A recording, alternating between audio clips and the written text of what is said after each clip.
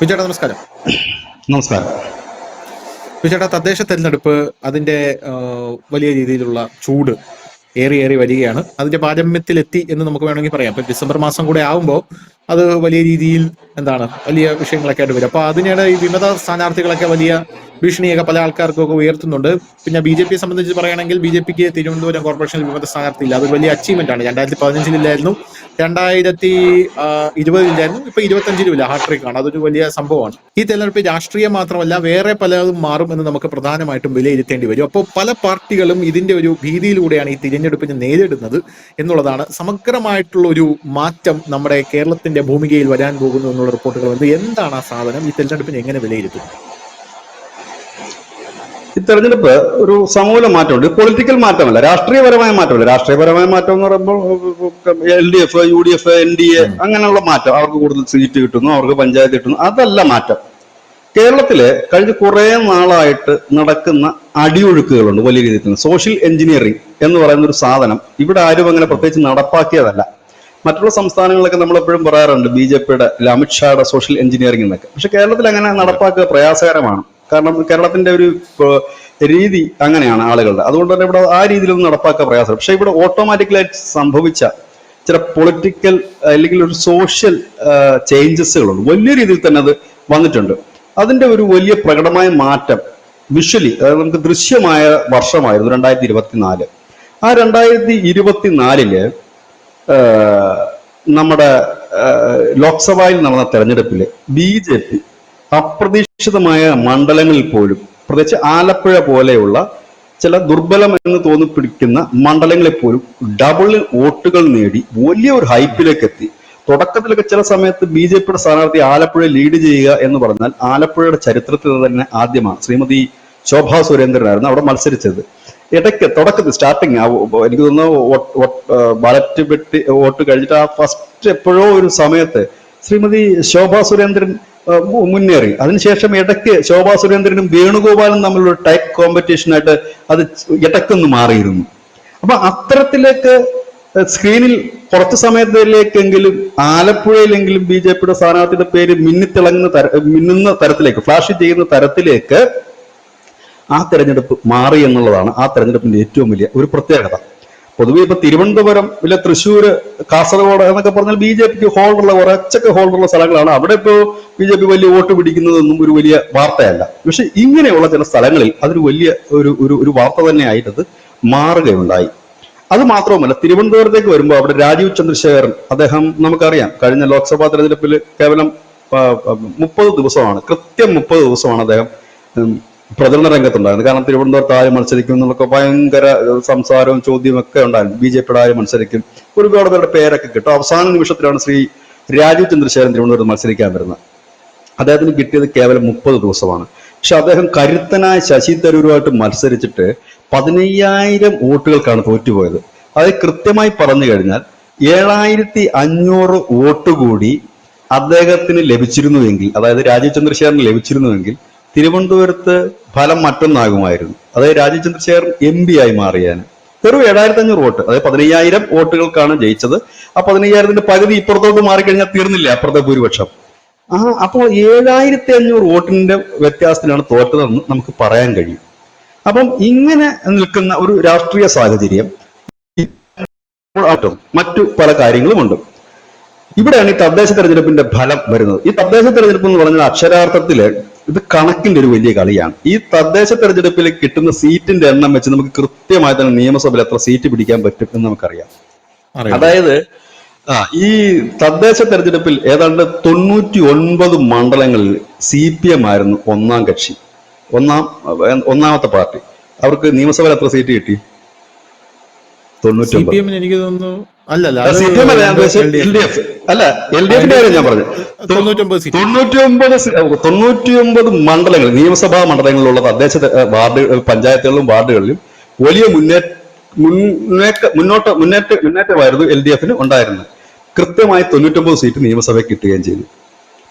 അതായത് 99, അതായത് അത് ഏത് മണ്ഡലത്തിൽ എത്ര പഞ്ചായത്ത് ആ പാർട്ടി പിടിക്കുന്നു. അതായത് ഒരു മണ്ഡലത്തിൽ 7 അത് ഈ തദ്ദേശ തെരഞ്ഞെടുപ്പ് കഴിയുമ്പോൾ നമ്മുടെ മാധ്യമങ്ങളുടെ തലക്കെട്ടുകൾ നോക്കിയാൽ നമുക്കത് മനസ്സിലാക്കാൻ സാധിക്കും.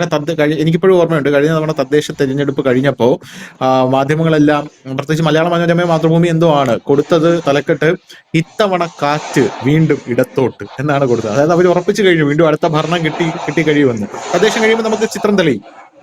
അല്ല, അത് സിമ്പിൾ ടെക്നിക്കാണ്. എന്താ വെച്ച് കഴിഞ്ഞാൽ ഒരു മണ്ഡലം, ഒരു നിയമസഭാ മണ്ഡലം എന്ന് പറഞ്ഞാൽ 7 പഞ്ചായത്തുകളാണ്. ആ 7 പഞ്ചായത്തിലെ 4 പഞ്ചായത്ത് ഒരു പാർട്ടിക്ക് ലഭിക്കുകയാണെങ്കിൽ അവിടുത്തെ മുൻതൂക്കം ആ പാർട്ടിക്കാണ്, ആ മുന്നണിക്കാണ്.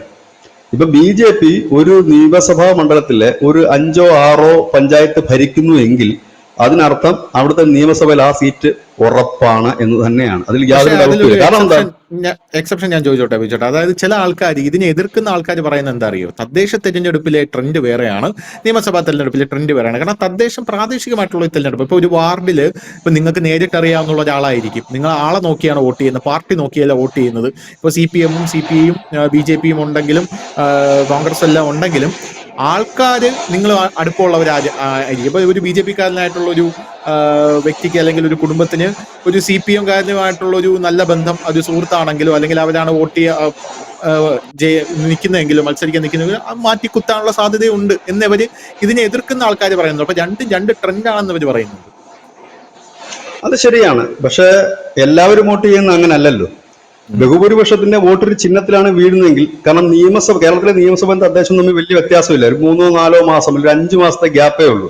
അതായത് അരിവാൾ ചുറ്റിക്കോ കൈപ്പത്തിക്കോ താമരക്കോ കുത്തിയ ഒരു വോട്ടറുടെ മൈൻഡ് ഈ 6 മാസങ്ങളിൽ വലുതായിട്ട് ഷിഫ്റ്റ് ചെയ്യത്തൊന്നുമില്ല. അവരുടെ വോട്ട് സ്വാഭാവികമായി തന്നെ ആ വോട്ട് അതിൽ തന്നെയാണ് ഭൂരിപക്ഷവും പോകുന്നത്. ഒരുപക്ഷെ ഈ പറഞ്ഞത് ശരിയായിരിക്കും, അതൊരു ചെറിയ ശതമാനം മാത്രമേ പ്രതിഫലിക്കൂ. വാർഡിനെ സംബന്ധിച്ച് അത് നിർണായകമാണ്. ചിലപ്പോൾ നമ്മുടെയൊക്കെ വാർഡുകളിൽ 5ഓ 6ഓ വോട്ടിനായിരിക്കും ജയിക്കുന്നത്. ചിലപ്പോൾ എന്റെ അളിയനോ മാമനോ മത്സരിക്കുകയാണെങ്കിൽ ചിലപ്പോൾ ഞാൻ അദ്ദേഹത്തിന് വോട്ട് കൊടുക്കും. ചിലപ്പോൾ എനിക്കങ്ങനെ പ്രത്യേകിച്ച് രാഷ്ട്രീയമോ ഇല്ലെങ്കിലോ ഉണ്ടെങ്കിലോ ഞാൻ കൊടുക്കും. അപ്പോൾ എന്ത് സംഭവിക്കും, അവിടെ ഈ മാമൻ ജയിക്കും, ഇല്ലെങ്കിൽ അളിയൻ ജയിക്കും. അതെന്റെ 6 വോട്ടാണ്. പക്ഷെ നിയമസഭയിലേക്ക് വരുമ്പോൾ ഈ 6 വോട്ടിന് വലിയ പ്രാധാന്യമൊന്നുമില്ല അവിടെ. ഇത് വാർഡുകളിൽ നടക്കുന്നതാണ്. വാർഡുകളിൽ നമ്മൾ ഇങ്ങനെ വോട്ട് ചെയ്യാറുണ്ട്. പക്ഷെ ആ വോട്ടിന് പഞ്ചായത്തിലെ വാർഡുകളിൽ, ബൂത്തുകളിൽ അതിന് ഇമ്പോർട്ടന്റ് ഉണ്ട്. പക്ഷെ അതിങ്ങനെയാണ് പോകുന്നത്. നിയമസഭ എന്ന് പറയുമ്പോൾ ഒരു വലിയ ലാർജ് സ്കെയിലിലേക്കാണ് അത് പോകുന്നത്. അവിടെ വരുമ്പോൾ ഇതിന് വലിയ പ്രാധാന്യമില്ല. കാരണം അവിടെ മത്സരിക്കുന്നത് ഇപ്പൊ എന്റെ അളിയനാണ് എന്ന് പറഞ്ഞു കഴിഞ്ഞാൽ നിയമസഭ മത്സരിക്കുന്നു, ഞാനും എന്റെ കുടുംബം ഈ 6 വോട്ടല്ലേ അവിടെയും ചെയ്യാൻ പറ്റും. എനിക്ക് ബഹുഭൂരിപക്ഷത്തിന്റെ വോട്ട് വരുന്നില്ലല്ലോ. ബഹുഭൂരിപക്ഷത്തിന്റെ വോട്ട് ക്രോഡീകരിക്കണമെന്നെങ്കിൽ ഒരു പൊളിറ്റിക് ഇത് തന്നെ അതിന് ഉണ്ടായി വരണം. അപ്പം ഈ നിയമസഭ അതുകൊണ്ട് തന്നെയാണ് മാക്സിമം സീറ്റുകൾ പിടിക്കാൻ ഈ പാർട്ടികളെല്ലാം കിണഞ്ഞ് പരിശ്രമിക്കുന്നത്.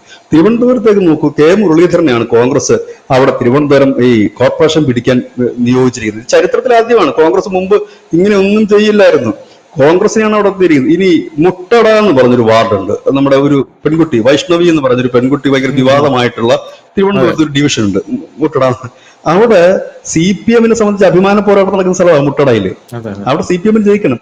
അവിടെ ആർക്കാ ചുമതല എന്നറിയാവോ? നമ്മുടെ പ്രശാന്ത് ഇല്ലേ, ബ്രോ, കളക്ടർ, മേയർ ബ്രോക്കാണ് അവിടെ ചുമതല കൊടുത്തിരിക്കുന്നത്. ജീവൻ മരണ പോരാട്ടമായതുകൊണ്ടാണ് അത് കൊടുത്തിരിക്കുന്നത്. ഇടതുപക്ഷം പണ്ടും ചെയ്യുമായിരുന്നു, MLA-മാർക്കൊക്കെ ഇങ്ങനെ ചില വാർഡിന്റെ ഒക്കെ ഇത് കൊടുക്കുക. പക്ഷെ ഇപ്പോഴങ്ങനല്ല. എല്ലാ പാർട്ടികളും അതിന് ചുമതലകൾ നൽകിയിരിക്കുകയാണ്. BJP ഈവൻ അവർക്കിപ്പോ ഇവിടെ കേരളത്തിൽ ജനപ്രതിനിധികൾ ഇല്ലെങ്കിൽ പോലും അവർ പോലും അങ്ങനെ കൊടുത്തിരിക്കും. ഈ ശോഭാ സുരേന്ദ്രനൊക്കെ ആലപ്പുഴയിലെ കായംകുളം എന്ന് പറയുന്ന ഒരു നഗരസഭയും മറ്റുമൊക്കെയാണ് ചാർജ് കൊടുത്തിരിക്കുന്നത്.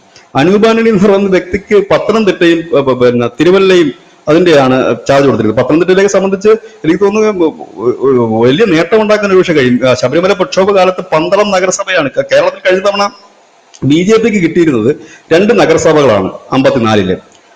അതിനകത്ത് ഒന്ന് പന്തളം, മറ്റൊന്ന് പാലക്കാടാണ് അവർക്ക് കിട്ടിയത്. അവർക്ക് ആകെ കിട്ടിയ പഞ്ചായത്ത് വെറും 15 പഞ്ചായത്തിലെ ഭരണമാണ്. പിന്നീട് ഇപ്പോൾ അവരുടെ കയ്യിലുള്ളത് വെറും 12 പഞ്ചായത്ത്. കാരണം ഈ ബാക്കിയുള്ള പഞ്ചായത്തിന് വെച്ച് കഴിഞ്ഞാൽ ഈ പഞ്ചായത്തിന്റെ ഭരണം മനുഷ്യന് അറിയാമല്ലോ, സ്വതന്ത്രനും പിന്നെ ബന്ധുക്കളും ഒക്കെ ആയിട്ട് ചേർന്നുകൊണ്ടുള്ള ഭരണമാണ് ഈ പോകുന്നത്.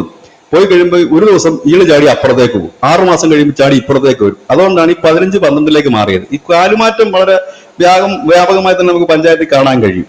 കാരണം ഇത് സ്വതന്ത്രന്മാരും ഒക്കെ ജയിച്ചു കയറും ചില സമയത്ത്, സർവ്വസ്വതന്ത്രനായിരിക്കും. ഇപ്പൊ ഈ സ്വതന്ത്രനെ ചുറ്റിപ്പറ്റിയായിരിക്കും പിന്നുള്ള രാഷ്ട്രീയം അവിടെ പോകുന്നത്. അപ്പൊ അങ്ങനെ 12 പഞ്ചായത്താണ് നിലവിൽ BJP ഭരിക്കുന്നത്. ജില്ലാ പഞ്ചായത്ത് ഒന്നും BJPയുടെ കയ്യിലില്ല. മറ്റൊന്നും വെച്ചാൽ ആകെയുള്ള 2 മുനിസിപ്പാലിറ്റി മാത്രമാണ് BJPയുടെ കയ്യിലുള്ളത്. ഒന്ന് പാലക്കാട്, ഒന്ന് പന്തളം അവരെ സംബന്ധിച്ച് അപ്രതീക്ഷിതമായി ഒരു ട്വിസ്റ്റ് ആയിരുന്നു. കാരണം പന്തളത്ത് മറ്റേ ശബരിമല പ്രക്ഷോഭത്തിന് ആദ്യം സമരം തുടങ്ങിയ ഇടമായിരുന്നു പന്തള പ്രക്ഷോഭം. അതിനൊക്കെ ശേഷമാണല്ലോ ഈ തെരഞ്ഞെടുപ്പ് വരുന്നത്. ആ ഒരു സമയത്ത് അത് വലിയ രീതിയിൽ എഫക്ട് ചെയ്തിരുന്നു. അതേ അയ്യപ്പൻ തന്നെ ഇത്തവണ പത്തനംതിട്ട ഇറങ്ങിയിട്ടുണ്ട്. ഇത്തവണ അത് സ്വർണ്ണപ്പാളിയുടെ രൂപത്തിലാണെന്നേ ഉള്ളൂ. അതിന്റെ ഒരു തിരിച്ചടി ഇത്തവണ അതാണ് ഞാൻ പറഞ്ഞത്. സോഷ്യൽ എഞ്ചിനീയറിംഗിന്റെ ഒരു കാര്യം ഞാൻ പറഞ്ഞത്. സോഷ്യൽ എഞ്ചിനീയറിംഗ് സാമൂഹ്യപരമായ ഉണ്ടായ മാറ്റമാണ്. പത്തനംതിട്ടയിൽ ധനുഷ് തന്നെയാണെന്ന് തോന്നുന്നു കഴിഞ്ഞ ദിവസം വാർത്ത ചെയ്തത്. ധാരാളം പേര് പത്തനംതിട്ടയിൽ നിന്നും മറ്റുമൊക്കെ പാർട്ടി മാറി BJP-യിലേക്ക് വരുന്നത്. പത്തനംതിട്ടക്കാരെ സംബന്ധിച്ചത് അയ്യപ്പൻ എന്ന് പറഞ്ഞാൽ, ശബരിമല എന്ന് പറഞ്ഞാൽ അവിടുത്തെ ഹൈന്ദവ വിശ്വാസികളെ സംബന്ധിച്ച് അവരുടെ ഒരു വികാരമല്ല, ജീവിതത്തിന്റെ ഒരു ഭാഗമാണ്, ജീവന്റെ ഒരു ഭാഗമാണ് അയ്യപ്പൻ എന്ന് പറയുന്നത്. കാരണം അതിനപ്പുറത്തേക്ക് വിട്ടിട്ട് അവർക്കൊരു കളിയില്ല വേറെ. കാരണം അവരുടെ മണ്ണിൽ നിൽക്കുന്ന ഒരു മഹാക്ഷേത്രം. അപ്പൊ അതാണ് ആ ഒരു ഇത് നമ്മൾ കണ്ടതാണ്, പന്തളത്ത് നമ്മൾ കണ്ടതാണ്. പത്തനംതിട്ട എന്ന് പറയുന്നത് BJP-ക്ക് ഒന്നും കടന്നു കയറാൻ കഴിയാത്ത സ്ഥലമാണ്. അവിടെ ശ്രീമാൻ K. സുരേന്ദ്രൻ വലിയ മുന്നേറ്റം ഉണ്ടാക്കിയ ഒരു ഇടം കൂടിയാണ്. അദ്ദേഹം ആ ശബരിമല പ്രക്ഷോഭത്തിന് ശേഷമൊക്കെ വന്ന് അവിടെ മത്സരിച്ച് വലിയ തുടർന്നു. സാക്ഷാൽ നരേന്ദ്രമോദി തന്നെ വന്ന് കഴിഞ്ഞ ലോക്സഭാ തെരഞ്ഞെടുപ്പിൽ ഫോക്കസ് ചെയ്തൊരു മണ്ഡലം കൂടിയാണ്. ജയിക്കത്തില്ല, തോക്കുമെന്നാണ് അറിയാമെങ്കിൽ പോലും അദ്ദേഹം ഫോക്കസ് ചെയ്യുന്നത് വെറുതെ ആയിരിക്കില്ല. ഒരു കേന്ദ്ര നേതൃത്വം ഇല്ല, നരേന്ദ്രമോദി കണക്ക് ഒരാളൊക്കെ വന്നിട്ട് വെറുതെ ഒരു മണ്ഡലം വെറുതെ ഫോക്കസ് ചെയ്ത് പോയില്ല. അതിനുശേഷം BJP അവിടെ നിരന്തരമായിട്ടുള്ള വർക്ക്. ഇപ്പോഴെന്ത് പറ്റും, അന്നത്തെ അയ്യപ്പൻ അന്നെല്ലാവരും പറഞ്ഞു BJP അയ്യപ്പൻ കൈവിട്ടു എന്ന് പറഞ്ഞെങ്കിലും പക്ഷെ പന്തളത്ത് BJP ജയിക്കുകയാണ് ചെയ്തത്. പത്തനംതിട്ട BJP നേട്ടം ഉണ്ടാക്കിയെന്ന് തന്നെ പറയാം. ഈവൻ അടൂരൊക്കെ പോലും വലിയ നേട്ടം ഉണ്ടാക്കിയിട്ടുണ്ട്. പക്ഷെ ഇത്തവണ ഈ സ്വർണ്ണപ്പാളി വിഷയം വലിയൊരു വൈകാരികമായി തന്നെ നമുക്കത് പുറത്ത് കാണുന്നില്ലെന്നേ ഉള്ളൂ. നമ്മൾ കരുതുന്നു ഇത് പുറത്തെങ്ങും പ്രതിഫലിക്കുന്നില്ലെന്ന്. പക്ഷെ നമ്മൾ സംസാരിക്കുന്ന ഒരുപാട് പേരിലും ഈ അയ്യപ്പന്റെ ഈ സ്വർണ്ണപ്പാളി അടിച്ചു മാറ്റിയത് അവർക്ക് പൊറുക്കാൻ കഴിയാത്ത ഒരു തെറ്റാണ്. കാരണം അത് ഒരിക്കലും അംഗീകരിക്കാൻ കഴിയാത്ത ഒരു കാര്യമാണ്. അപ്പം ഇതോട് കൂടി തന്നെ ഇതിന്റെ ആംഗിൾ മാറുകയാണ്, അവിടെ ആ ഒരു മേഖലയിൽ മാറുകയാണ്. ഇനി കോട്ടയം മേഖലയിലേക്ക് വന്നു കഴിഞ്ഞാൽ ക്രിസ്തീയ മേഖലയിൽ ഉണ്ടായിട്ടുള്ള ഒരു ചാഞ്ചാട്ടം അതൊരു വലിയ രീതിയിലൊന്നും അവിടെ വോട്ട് ക്രിസ്തീയ വിഭാഗത്തിൽ നിന്ന് ഷിഫ്റ്റ് ആകാൻ സാധ്യതയില്ല. ഒരുപക്ഷെ 2-3% വോട്ടുകൾ ഷിഫ്റ്റ് ആകാനുള്ള സാധ്യതയുണ്ട്. അത് പ്രതിഫലിക്കുക പാലാ മുനിസിപ്പാലിറ്റിയിലാകുമെന്ന്. മറ്റൊന്ന് പൂഞ്ഞാറ് പോലെയുള്ള ഇടങ്ങളിൽ NDA-ക്ക് നേടുന്നു. അവിടെ NDA എന്ന് പറയേണ്ടി വരും, കാരണം BDJs ഒക്കെ അവിടെ പലയിടത്തും മത്സരിക്കുന്നു. അപ്പോൾ അവിടുത്തെ ഒരു മുന്നേറ്റം നമുക്ക് കാണാൻ കഴിയും. എന്ന് കരുതി പാലാ നഗരസഭ പിടിക്കുമെന്നല്ല ഞാൻ പറഞ്ഞത്. അവിടുത്തെ ഒരു മുന്നേറ്റത്തിലൂടെ നമുക്കത് അവിടെ ഷോൺ ജോർജിനെയാണ് അവർ അതിന്റെ മുഴുവൻ ചുമതലയ്ക്കായിട്ട് ആ ഒരു ഏരിയക്ക് ഇട്ടിരിക്കുന്നത്. പിന്നെ ഉള്ളൊരു ഭാഗം ആലപ്പുഴയാണ്. കാരണം ഇതുവരെ അവര് BJP-ക്കാർ വലിയ രീതിയിൽ ഫോക്കസ് ചെയ്യാൻ പറ്റാത്ത ഒരു സ്ഥലമാണ് ആലപ്പുഴ. ആലപ്പുഴയിലേക്ക് വരുമ്പോൾ മത്സരം കുറച്ചുകൂടെ കടുക്കുന്നുണ്ട്. കാരണം ഇവിടെ CPM-നെ സംബന്ധിച്ച് അവരുടെ അടിത്തട്ടിലുള്ള മണ്ണാണ്, പുന്നപ്പറയും വയലാറിന്റെയും മണ്ണാണത്. അപ്പൊ അതുകൊണ്ട് അത് സംരക്ഷിച്ച് നിർത്തേണ്ടത് ഇടതുപക്ഷത്തിന്റെ ഒരു വലിയ പ്രസ്റ്റീജ് വിഷയം തന്നെയാണ്. കാരണം ഇവിടുത്തെ മണ്ണ് പോയി കഴിഞ്ഞാൽ പിന്നെ അവശേഷിക്കുന്ന കണ്ണൂർ മാത്രമേ ഉള്ളൂ വിപ്ലവത്തിന്റെ മണ്ണ്. 2 വിപ്ലവ മണ്ണുകളെ CPM-ന് കേരളത്തിലുള്ളൂ, ഒന്ന് ആലപ്പുഴയും ഒന്ന് കണ്ണൂരുമാണ്. അപ്പൊ ഇവിടെ ചോർച്ച ഉണ്ടാകും, ഇവിടെ ഒലിച്ചു പോകുമോ എന്നൊരു ഭയം അവർക്ക് വല്ലാത്ത രീതിയിലുണ്ട്. അപ്പം ഇവിടെയും BJP, അതായത് കേരളത്തിൽ ഇത്തവണ നമ്മൾ ഫോക്കസ് ചെയ്യേണ്ട ജില്ലകൾ എന്ന് പറഞ്ഞാൽ ഒന്ന് പത്തനംതിട്ട, മറ്റൊന്ന് ക്രിസ്തീയ വോട്ടുകളുടെ ഷിഫ്റ്റ്, അങ്ങനെ കോട്ടയം, ഒപ്പം തന്നെ ഇടതുപക്ഷത്തിന്റെ വലിയ ചോർച്ചകൾ മനസ്സിലാക്കാൻ ഏറ്റവും എളുപ്പമായുള്ള ജില്ല ആലപ്പുഴ, കൊല്ലം, അങ്ങനെയുള്ള സ്ഥലങ്ങൾ മാത്രം നമ്മൾ ഫോക്കസ് ചെയ്യാതെ. തിരുവനന്തപുരം നമ്മൾ ഫോക്കസ് ചെയ്യുക എന്ന് വെച്ചാൽ അവിടെ മുമ്പേ BJP ഉള്ളതാണ്. തൃശ്ശൂര് കോർപ്പറേഷൻ BJP പിടിക്കുകയാണെങ്കിൽ തൃശ്ശൂർ അക്ഷരാർത്ഥത്തിൽ തന്നെ BJP-യുടെ കയ്യിലേക്ക് തൃശ്ശൂർ ജില്ല പോയി എന്ന് നമുക്ക് പറയേണ്ടി വരും. കാരണം ഒരു കോർപ്പറേഷൻ എന്ന് പറയുമ്പോൾ അതിനുള്ള വാർഡുകളുടെ എണ്ണം കണക്ക് കൂട്ടിക്കൊണ്ടാണ് ഞാനിത് പറയുന്നത്. തിരുവനന്തപുരം കോർപ്പറേഷൻ ഏതാണ്ട് ഒരു 10-60 സീറ്റിലേക്ക് BJP നീങ്ങിക്കഴിഞ്ഞാൽ ഏതാണ്ട് ഒരു 4 നിയമസഭാ സീറ്റിലേക്ക് ഉറപ്പായിട്ടും ജയിക്കാൻ കഴിയുന്ന രീതിയിലേക്ക് മാറാൻ കഴിയും, ഇല്ലെങ്കിൽ മാറ്റി മറിക്കാൻ കഴിയുന്ന ഒരു സ്ട്രക്ചറാണ്. അപ്പൊ അതായത് ഈ BJP-യുടെ വർക്ക് കൊണ്ട് മാത്രമല്ല, ഈ സമൂഹത്തിൽ കഴിഞ്ഞ കുറെ നാളുകളായി ഉരുത്തിരിഞ്ഞു വന്നിരിക്കുന്ന ഒരു രാഷ്ട്രീയമുണ്ട്. ആ രാഷ്ട്രീയത്തിന് പേരെന്ന് പറഞ്ഞാൽ അത് വികസനം എന്നുള്ളതാണ്. ഇവിടെയാണ് ഞാൻ ശ്രീമാൻ രാജീവ് ചന്ദ്രശേഖറിനെ അപ്രിഷ്യേറ്റ് ചെയ്യുന്ന ഒരു കാര്യം. നാളിതുവരെ കേരളത്തിലെ BJP മുൻപോട്ട് വെച്ചിരുന്ന ഹിന്ദു അജണ്ടകളും ഹിന്ദു മുദ്രാവാക്യങ്ങളുമായിരുന്നു. അതിനെ അപ്പാടെ മാറ്റിമറിച്ചുകൊണ്ട് ഇദ്ദേഹം പ്രസിഡന്റായി സ്ഥാനമേറ്റപ്പോൾ തന്നെ ഇദ്ദേഹം കൊണ്ടുവന്ന മുദ്രാവാക്യം വികസിത് കേരളം എന്നാണ്. വികസിത കേരളം എന്നൊരു മുദ്രാവാക്യം ഇദ്ദേഹം കൊണ്ടുവന്നു. ഇദ്ദേഹം ഈ മുദ്രാവാക്യം കൊണ്ടുവന്നപ്പോൾ ഒരുപാട് എതിർപ്പ് ഈ തീവ്ര സംഘപരിവാർ കേന്ദ്രങ്ങളിൽ നിന്നുണ്ടായി. ഒരുപാട് പേര് സോഷ്യൽ മീഡിയ കേട്ടു, ഇയാളെന്താണ് ഹിന്ദുക്കളെ കുറിച്ച് പറയുന്നില്ലല്ലോ, ഇദ്ദേഹം വികസിത കേരളം എന്നാണല്ലോ പറയുന്നത്, ഇതല്ല നമുക്ക് വേണ്ടത് അങ്ങനെയാണ് ഇങ്ങനെയാണ് എന്നൊക്കെ പറഞ്ഞിരുന്നു. പ്രത്യേകിച്ച് ഛത്തീസ്ഗഡിലുമൊക്കെ നടന്ന കന്യാസ്ത്രീ വിഷയത്തിലൊക്കെ അദ്ദേഹം സജീവമായി ഇടപെടുന്നതൊക്കെ വലിയ വിമർശനങ്ങൾ ഏറ്റുവാങ്ങിയിരുന്നു. പക്ഷെ ഈ വികസിത് കേരളം എന്ന് പറയുന്നത് വലിയ രീതിയിലൊരു അക്സെപ്റ്റൻസ് കിട്ടുന്ന ഒരു മുദ്രാവാക്യമാണെന്നാണ് ഇപ്പോൾ നമുക്കത് മനസ്സിലാക്കാൻ കഴിയുന്നത്. കാരണം എല്ലാ ജനങ്ങളും വികസനം ആഗ്രഹിക്കുന്നുണ്ട്. കാരണം മുമ്പൊക്കെ എന്ന് പറഞ്ഞാൽ നമുക്ക് ഗുജറാത്തിലെ വികസനമോ ഇല്ല മറ്റ് സ്റ്റേറ്റുകളിലെ വികസനമോ നമുക്ക് മൂടി വെക്കാൻ കഴിയുമായിരുന്നു. പക്ഷെ സോഷ്യൽ മീഡിയ വന്നുകൊണ്ട് അതിന് കഴിയുന്നില്ല. ഇപ്പൊ UP-യിൽ തന്നെ ഒരു ചെറിയ സംഭവം നടന്നാൽ, ആ ഒരു ചെറിയ കാക്ക ചത്താൽ പോലും നമ്മളെ കണക്കുള്ള മാധ്യമങ്ങൾ അത് വാർത്ത ചെയ്യാറുണ്ട്. മുമ്പൊക്കെ UP നടക്കുന്ന സംഭവങ്ങൾ ആരെങ്കിലും അറിയാറുണ്ടായിരുന്നു? വെസ്റ്റ് ബംഗാളിലോ ഉത്തരാഖണ്ഡിലോ ജാർഖണ്ഡിലോ നടക്കുന്ന ആരെങ്കിലും അറിയാറുണ്ടായിരുന്നു? ആരും അറിയാറില്ലായിരുന്നു. ഇപ്പൊ എല്ലാവർക്കും എല്ലാം അറിയാം. അങ്ങനെ വന്നു കഴിഞ്ഞപ്പോൾ വികസനത്തിൽ ഇനി കണ്ണിൽ പൊടിയിടൽ നടക്കത്തില്ല.